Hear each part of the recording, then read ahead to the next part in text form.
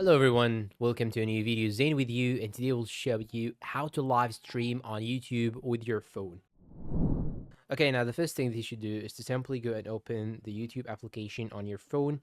And once you open it, you need to log in into your account. So here, as you can see, I have logged in into my account. Then now we will have to click on this plus icon in the middle bottom of the screen. And after that, here you can see these several options. You can choose between video, shorts, live.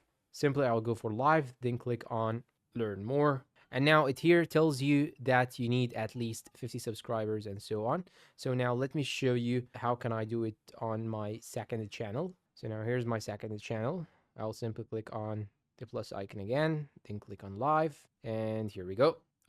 This is me. Now you can change the orientation. You can change the microphone settings. And once you're all done, you can simply hit the next.